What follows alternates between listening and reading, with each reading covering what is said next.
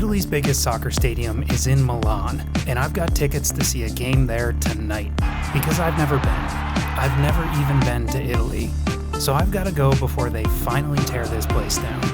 But we'll talk about that later. For now, there's just one problem. I live in California. But let's fast forward. The story of what it's like to see AC Milan play in this crazy stadium and my journey to get there begins in Sevilla, Spain.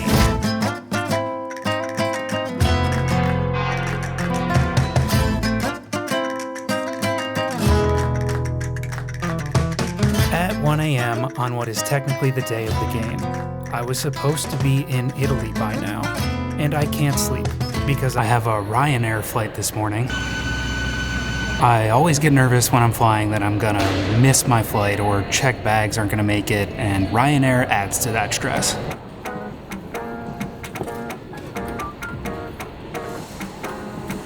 I have never flown Ryanair before.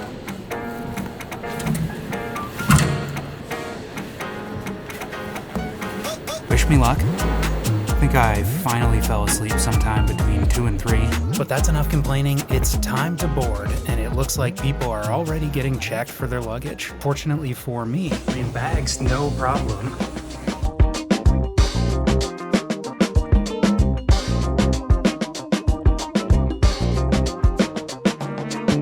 And just like that, it's time to land in Milan. Okay, got some bad news. Bergamo. I'm flying to the wrong airport.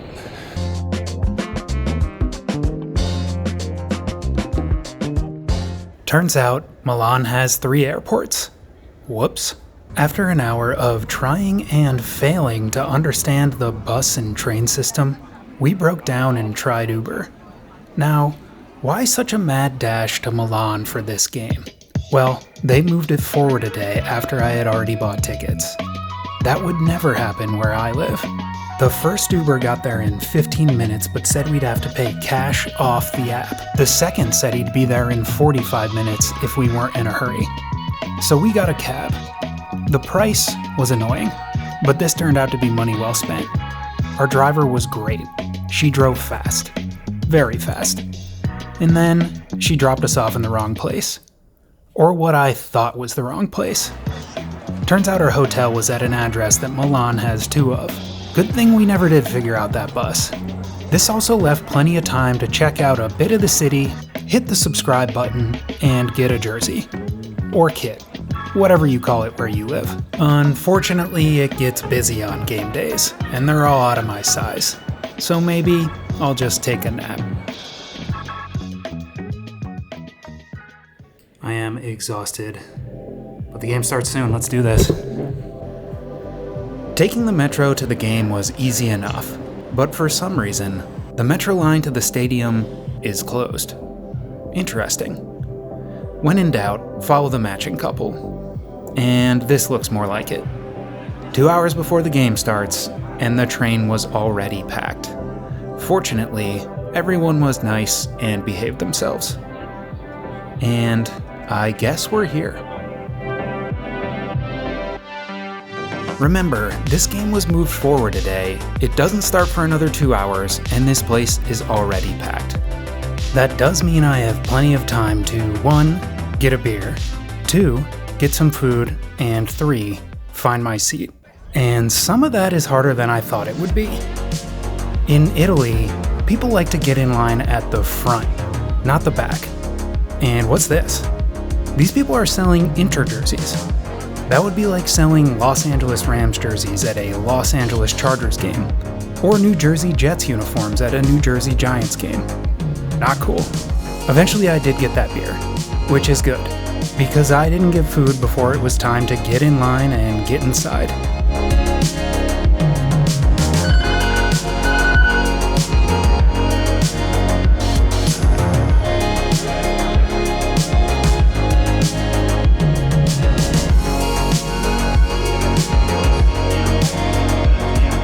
Great seats, and what a stadium. Plus, there's plenty of time to watch warm-ups and see if these guys have any skill.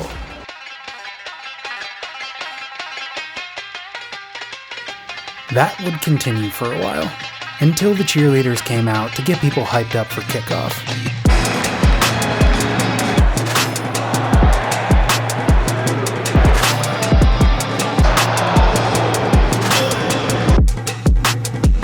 Do you speak Italian?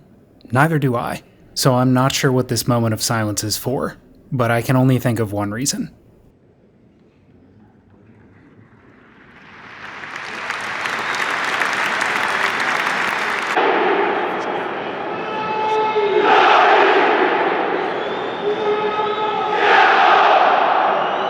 This too would continue for a while. I still don't speak Italian, but I'll try and translate. They're upset with the club. Not the players or the team that they love, but the old guys who make the big decisions. Milan is a legendary club, just like the Oakland Athletics where I live. Fans don't think they're doing everything they could to make Milan the team it should be. Also kinda like the Athletics. And these people are the ultras, the super fans, or the diehards. So they're protesting. After this chant, they're gonna stay quiet, which means this game might feel different. And truth be told, the situation where I live in Oakland is completely different. Fans there are even more furious. More on that later. For now, let's head back to Italy and see how Milan does tonight. The game started kind of slow, but it didn't end that way. It's worth mentioning that one of Milan's best players is Christian Pulisic, an American, and he's not the only American on the team, so that's why I'm here. Also, shout out to these guys, the stewards. They have the most boring job in the stadium, though they're not missing much so far. And you'll love to see the line judge taking his job seriously in spite of VAR. There were chances, sure, but neither team was really going for it. And with the Ultras protesting, things were pretty quiet. Until this happened.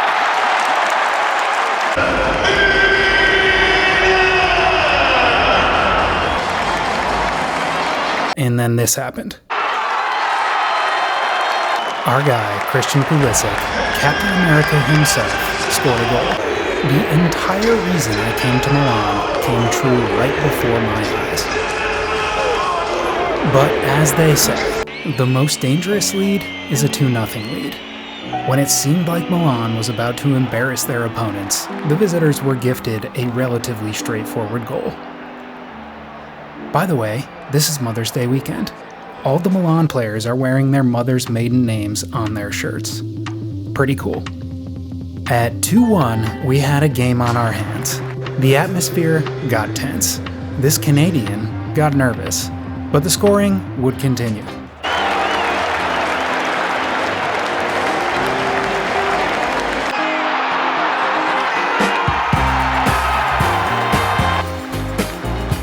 The game would end 5-1 good guys, including another goal from Captain America. In many ways, watching AC Milan at the San Siro is a lot like watching the A's in Oakland, and if you want to know what that's like, I made this video just for you. Hit subscribe if you want to see more, and I'll see you next time. Thanks for watching.